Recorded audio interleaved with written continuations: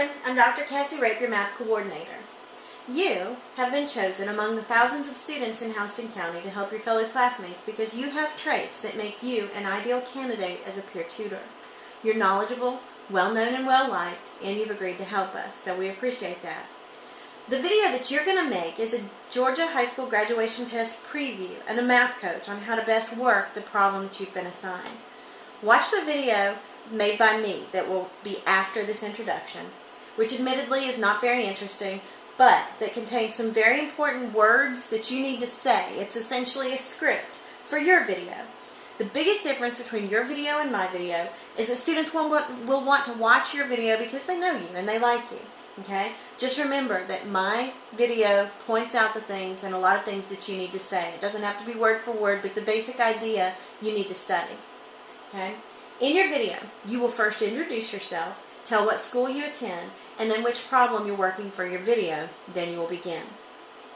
I want to say thank you for helping us make these videos. You're helping our entire county to achieve at higher levels on this newer, harder graduation test, and we really appreciate the amount of work that you're willing to do this. Okay? This is problem number 9 from the practice graduation test that you took as a benchmark. There's a spelling error. It says equivalent, but it's asking you which expression is equivalent to the square root of 72 x to the 5th y to the 6th z cubed. Okay? The biggest thing that I want to say about this, okay, is when there is no number right here within, let me highlight it so you can see it. When there's no number right there, it's implied to be a 2, okay? And the reason that's important is because this particular square root is looking for twins. And what I mean by that can be best shown when I do this. Okay, square root of x to the 5th means this, 4, 5. It's 5 x's multiplying each other. Y to the 6th means 1, 2, 3, 4, 5, 6 y's. Z cubed means z, z, z. Let me make better z's. Z, z, z. Okay? Now 72, to break it down into factors, I want you to remember your square roots. Do you remember the square roots that you were taught long ago? Or, excuse me, not square roots, perfect squares. 1 is a perfect square because it's 1 times 1. 2 times 2 is 4. 3 times 3 is 9. 4 times 4 is 16. These are perfect squares because the two factors are the same that would create that. So let's see, 16, 25, 36, 49, 81, 100, and so on. If you get one of those numbers in a square root, it will come out evenly. Because the square root of 4 is 2, the square root of 9 is 3, the square root of 16 is 4, the square root of 25 is 5, the square root of 36 is 6, and so on. Okay? Now, that being said, 72 is not one of these perfect squares. Okay, I left out one, 64, right here. But anyway, 72 is not one of these, alright? And so what you're looking for is what number goes into 72 that is one of these. And one of the easiest things to do is, 72 is even, divide it by 2 and look. 2 into 72 goes 3 times 2 is 6. Drop the 6, that would be remainder 1, 2, 2 into 12 is 6.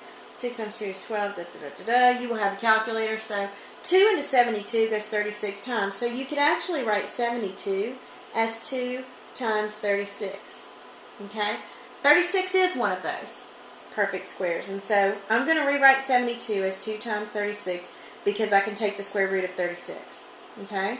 So, looking in here, you're looking for perfect squares. With variables, perfect squares like these are twins, x times x.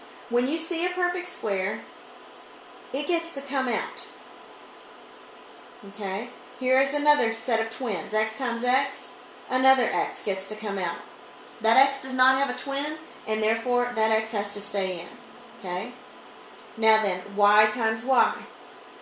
Those two y's are twins, they come out. Those two y's are twins, they also come out. Those two y's are twins, they also come out. So no y's have to stay under the square root. And finally, z times z times z. Those two z's are twins, they come out.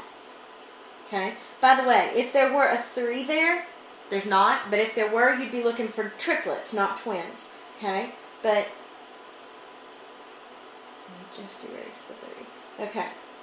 But in this case, all of these got to come out. Also, 36. Do you remember what is the square root of 36?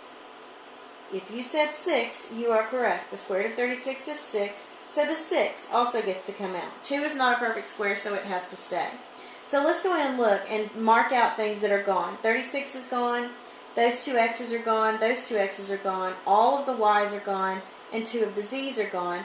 What that means is anything that's not highlighted dark stays under there. So under the square root is 2 and an x and a z. Okay? Outside is 6. X times x is x squared. Y is y cubed. And then z. So the answer is, let me write it really clearly, 6x squared y cubed z times the square root of 2xz. Got it? Alright, so look at the answer. 6x squared y cubed z times the square root of 2xz.